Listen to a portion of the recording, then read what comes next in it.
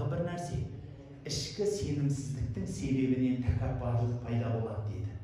Мысал айтайық, бір адам молдеке деп жұрттар сыйласа, оны бір жерге отырғызады. Әсіресе үлкен кісілерде болады олар.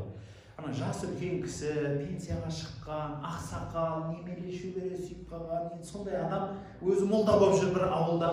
Жұрттар оны бір жерге келіп, төрге отырғызды, алдына бас қойып қойды. Молдеке мынандай сұрақ шығып тұр, соған айтасыз ба десе, молдекең айтпайды. Кешіріңдер, мен 11-ші сыныпты коридорда оқығанмын. Одан кейін қара жұмыс істеп, әйтеуір милиция болдым, немесе жаңағыдай ана жерде жүк тасушы шофер болдым. Сөйтіп жүріп, әйтеуір құлқуаланы жаттап алып, молда болып отырмын ғой, сұрап берейін. Жоқ, өйтіп айтпайды ғой, не дейді? Ол болады, болады. Немесе жоқ, ол болмайды ол дейді.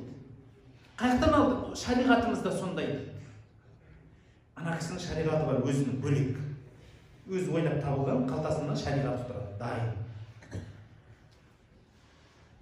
Имам Малик туралы айтады. Мен Имам Маликтің жанында дейді, бір қызметшісі айтады, бір шәкірт айтады.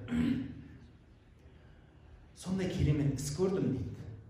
Бір кісі келіп, тоқтамай пәлен сұрақ қойды деп айтады. Ол кісіге өте көп сұрақ қойғанда, сол сұрақтың жартысынан көбін білмеймін деп жауап берді дейді.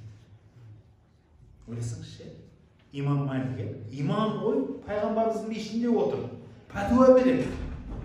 Бірақ жұрт сұраса, білмеймін дейді.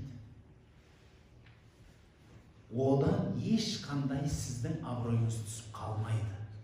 Түсініңіз, білмейтін нәрсеге білмеймін деп жауап беріп үйреніңіз.